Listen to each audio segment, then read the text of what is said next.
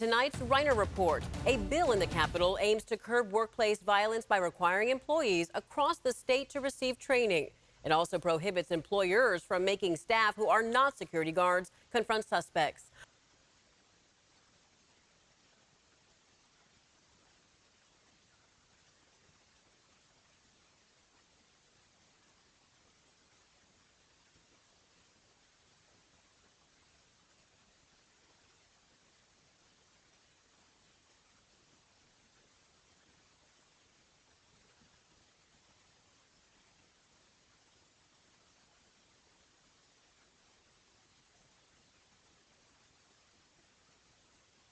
Our political reporter, Morgan Reiner, joins us now. And Morgan, this bill also has strong opposition.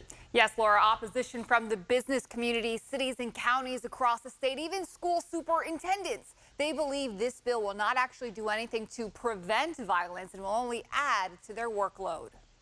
Stephanie Tendero is closing down her furnishing and home decor store in Stockton after 21 years of operating it. 5 to 10 times a day, people come in stealing, just taking what they want.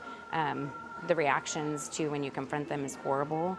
It becomes very fearful. Samantha Webster has worked at Safeway for 21 years. I saw a man stealing cheese and other items.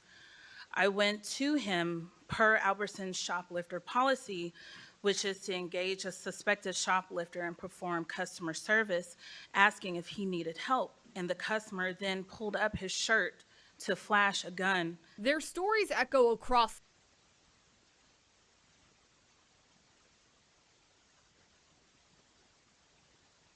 the state. It's why Webster testified on behalf of Senate Bill 553, which Senator Steve Cortese authored. Through articulated workplace violence prevention plans, data collection on workplace violence incidents, effective training, and expanding employee protections, SB 553 will help ensure accountability. Right now, Cal OSHA, which regulates workplace standards, only has violence guidelines in place for hospitals. Rob Mutri with the California Chamber of Commerce said this bill is taking those guidelines and applying it to businesses of all sizes across the state. Hospitals tend to have 500, 1,000, 2,000 employees.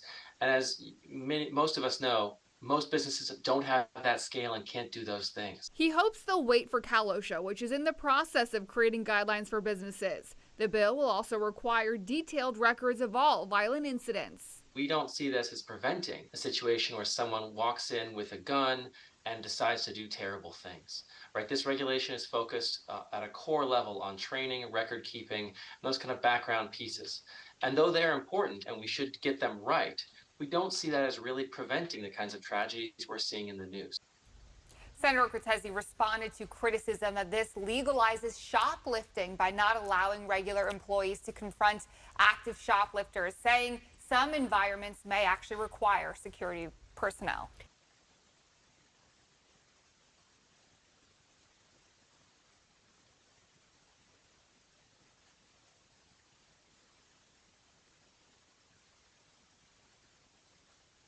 And Morgan, we know this is a serious problem. There's big concerns with this. Tell us what happens next with this bill. So it still has to go through another committee. If it passes that committee, then it has to go to the Assembly for a floor vote. And because there have been amendments along the way, it would actually have to go back to the Senate for another full vote before it heads to the governor. So we have a few more steps here. Really just starting that process. And I know a lot of people will be eager to see